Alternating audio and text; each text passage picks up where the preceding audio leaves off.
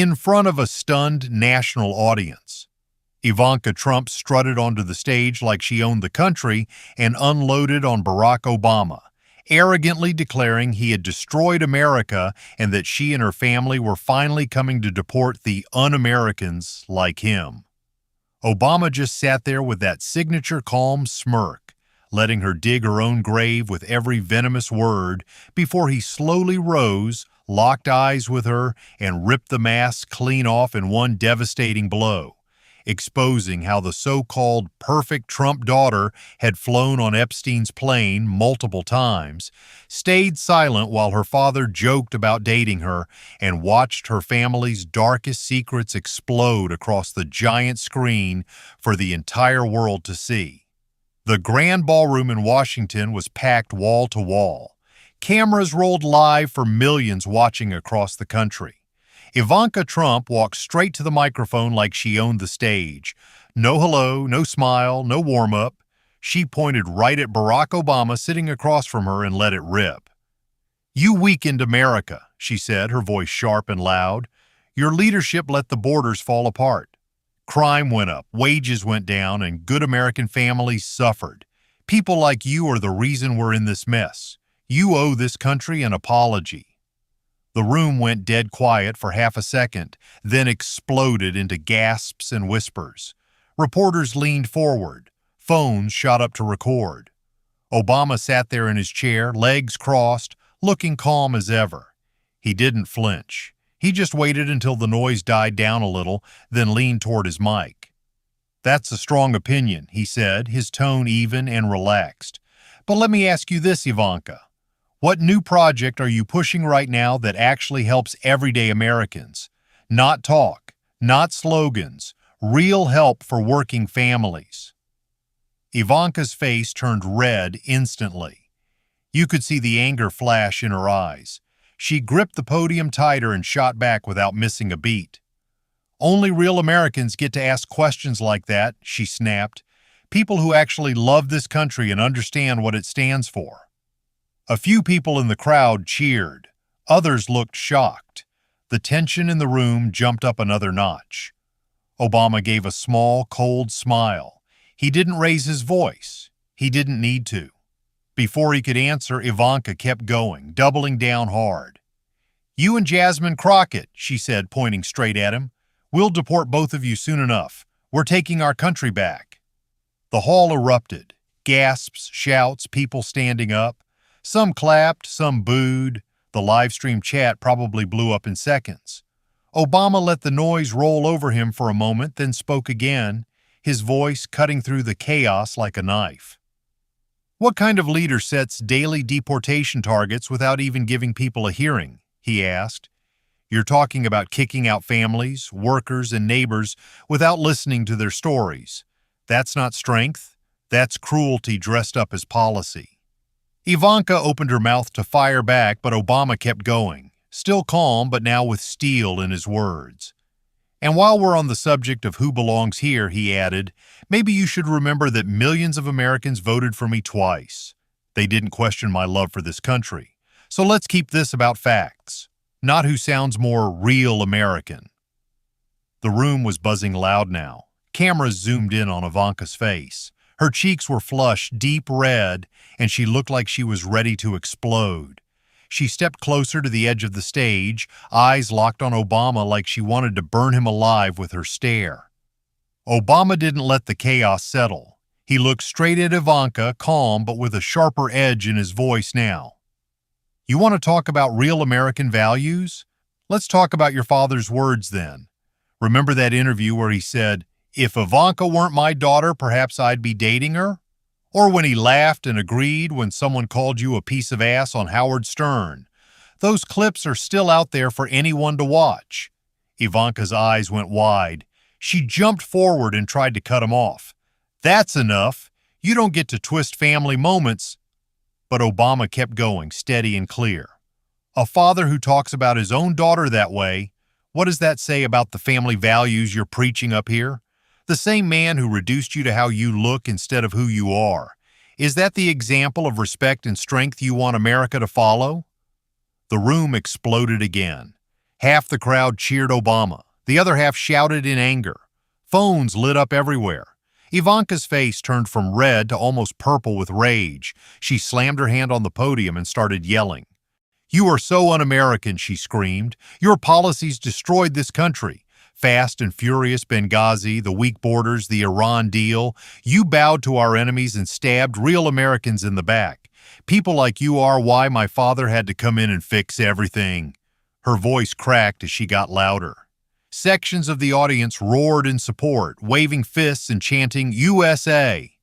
Others booed loudly and yelled, "Let him speak!"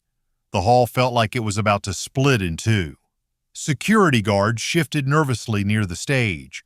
Obama sat back for a second, letting her finish her rant, then leaned in again with that same calm intensity. "Interesting," he said. "You attack my record while ignoring your own family's baggage. But since we're bringing out facts tonight..." He turned toward the side of the stage and gave a small nod. A middle-aged man in a dark suit walked out under the bright lights. The crowd murmured in confusion. The moderator looked surprised too. "This is Mr. Richard Hale," Obama announced. "He worked security at Mar-a-Lago for 8 years. Richard, tell us what you heard directly from Donald Trump about planes, islands, and special privileges." The ex-employee grabbed the mic, looking nervous but determined. "I heard Mr. Trump brag many times about flying on Epstein's plane. He called it the party plane and joked about the girls and the massages. He mentioned going to the island more than once. He even said in front of staff that Epstein knew how to treat important men right.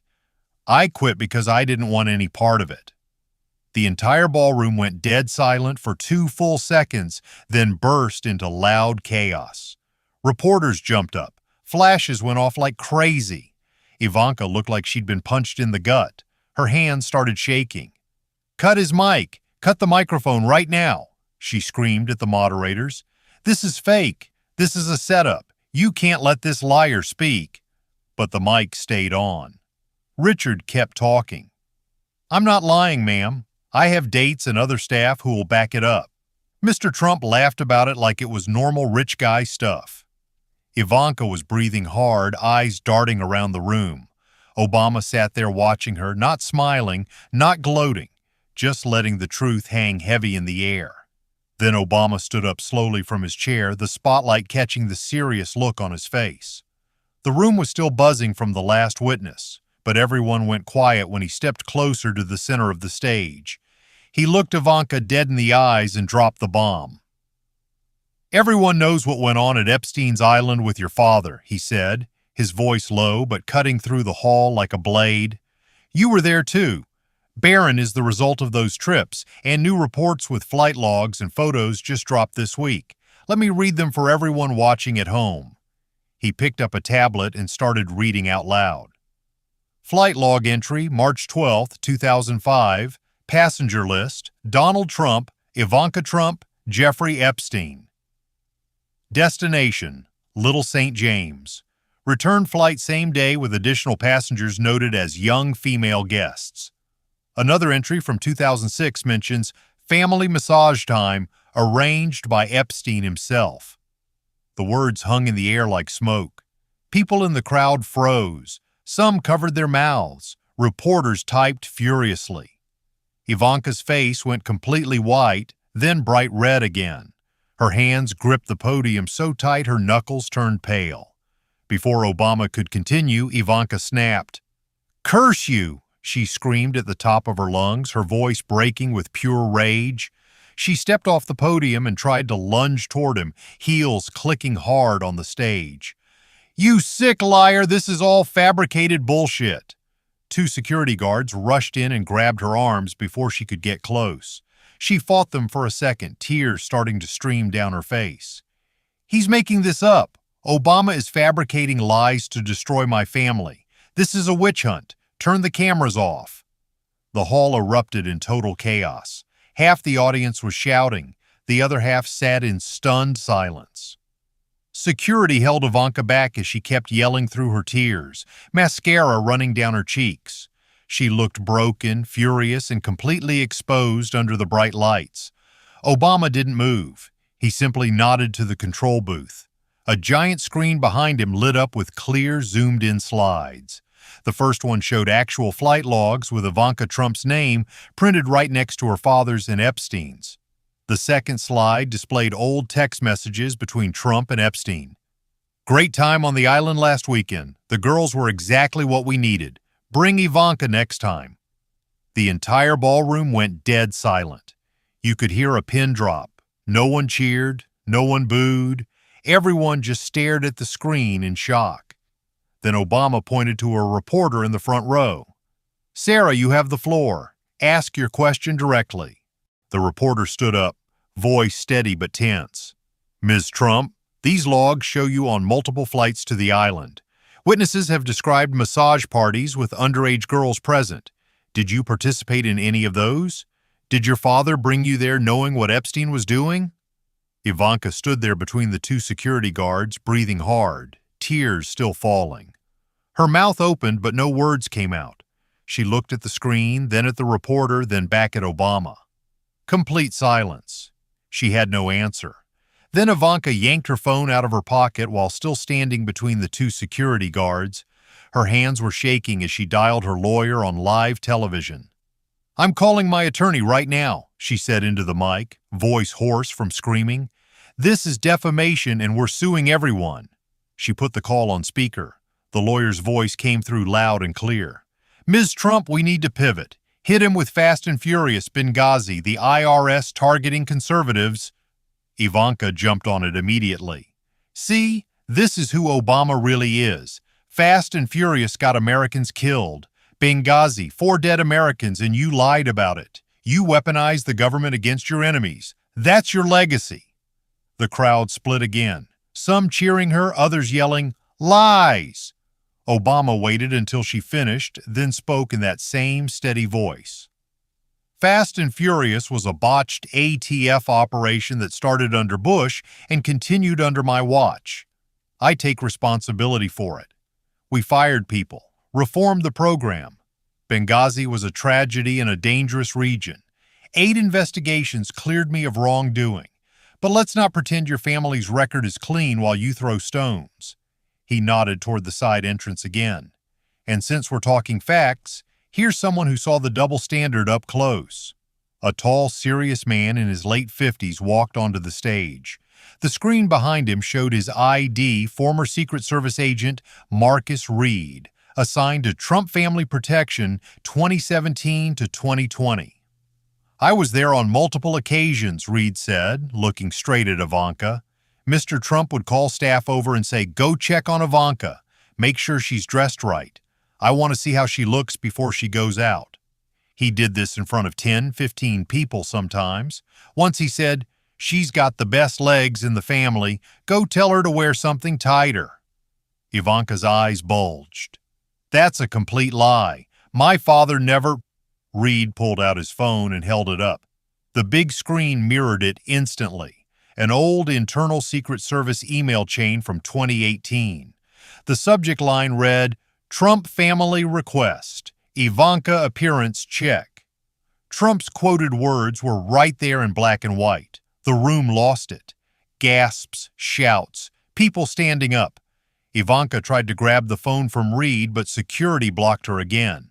She was crying angry tears now, makeup completely ruined.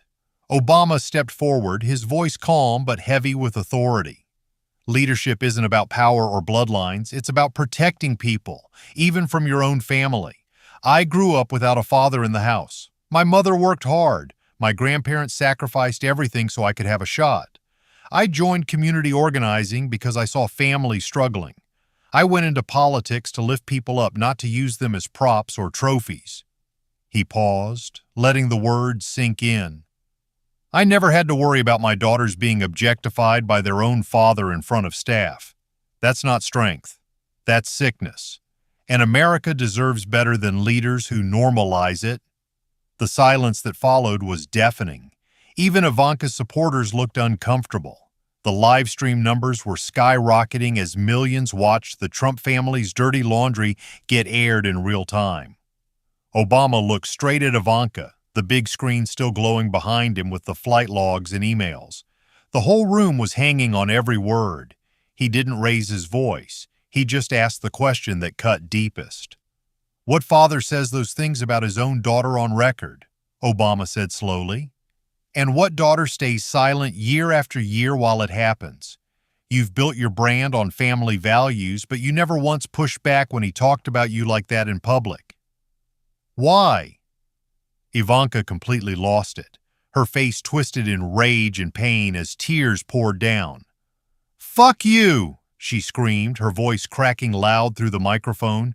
"You evil bastard! You're destroying my family with lies. I hate you. I fucking hate you." She was sobbing hard now, shoulders shaking, pointing at Obama with a trembling hand. The elegant image she had always shown the world was gone. All that remained was raw, ugly anger and brokenness. The crowd was stunned. Some gasped, others shouted in shock. Security moved closer, but she wasn't done. "You're un-American. You're the one who should be deported," she yelled through her tears, spit flying as she kept screaming. "My father is a great man. You're nothing but a fraud." Obama stood completely still, letting her meltdown play out in front of the cameras. He didn't interrupt. He just watched as she unraveled. Suddenly, Ivanka spun around and stormed off the stage. She shoved past a security guard and bolted toward the side exit door. Her heels echoed loudly as she ran. The live cameras followed her straight into the hallway. Everyone watching at home saw her face, red, streaked with mascara, completely distorted with fury and humiliation. She slammed a door behind her so hard it bounced back open. For a few seconds, the feed showed her leaning against the wall, breathing like she was about to collapse. Back in the ballroom, the silence was heavy. Then Obama stepped forward again, calm as ever. He didn't look happy or victorious. He just looked tired of the whole show. "Real strength doesn't run," he said clearly. "It stays and answers. It faces the truth instead of screaming and bolting for the door." He turned to the control booth and nodded. The giant screen lit up again, this time showing every document they had talked about. All the flight logs with Ivanka's name, the text messages, the Secret Service emails, everything. They stayed on display for the entire audience and millions at home to see. "You don't have to take my word for any of this," Obama continued. "The records are public. The witnesses are willing to testify. The truth is right here if you're brave enough to look at it." The room stayed quiet at first, then slowly filled with murmurs that grew louder. People were texting, whispering, some shaking their heads. Obama stood tall in the center of the stage, not moving, letting the weight of the moment sink in deep. The ballroom was still buzzing when Obama stepped back to the center of the stage. Within minutes, the internet exploded. Twitter, now X, was trending hashtag Epstein Trump and hashtag Ivanka Meltdown at the top. Clips of Ivanka screaming, "Fuck you," and running off stage looped everywhere. News channels cut to split screens, one showing her storming down the hallway, the other showing Obama standing calm under the lights. Comment sections filled with fire, some calling it the biggest takedown in political history, others screaming it was a deep state hit job. Millions were watching the replay, sharing the flight logs and arguing in every group chat across America. Obama waited for the noise in the room to settle a bit. He wasn't smiling. He looked serious, almost sad about how far things had gone. Then he nodded to the control booth one last time. "There's one more thing I want everyone to see," he said quietly. "This video was authenticated by 3 independent forensic labs just yesterday." The giant screen behind him played a short, clear clip. In it, Donald Trump stood laughing next to Jeffrey Epstein at a private gathering. Trump had his arm around a young woman and joked loudly, "If Ivanka wasn't my daughter, she'd be the hottest one here. Right, Jeff? You know what I mean." Epstein laughed along as the camera caught Ivanka standing nearby, smiling awkwardly but saying nothing. The clip ended after 12 seconds. The room went completely silent again. No cheers, no boos, just shock. Obama didn't raise his voice or celebrate.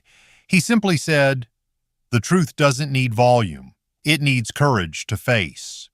He let the screen stay dark for a moment before turning back to the audience. "Look, this wasn't about destroying anyone. It was about showing what real leadership looks like. Composure beats aggression every time. Integrity beats spectacle. When someone comes at you with noise and personal attacks, you don't have to scream louder. You answer with truth, with facts, and with steady ground under your feet. He paused, scanning the faces in the crowd. I've taken hits for 8 years in office and more since. But I never ran. I never hid behind family or money when the tough questions came. That's what this country needs. Leaders who stay in the fight, who protect people instead of using them, and who can take the heat without melting down. The hall stayed quiet as he wrapped up. Cameras zoomed in tight on his face. "So I'll leave you with this simple question," Obama said, looking straight into the main camera. "Who really won tonight? Not the loudest voice, not the one who throws the biggest tantrum and runs off stage, but the clearest truth, the one that stands even when the spotlight burns." He gave a small nod, stepped back, and the moderator finally took over as the crowd slowly rose into applause mixed with heated arguments. The night was over, but the video, the logs, the meltdown, and Obama's calm final words were already spreading like wildfire. America wouldn't stop talking about it for a very long time.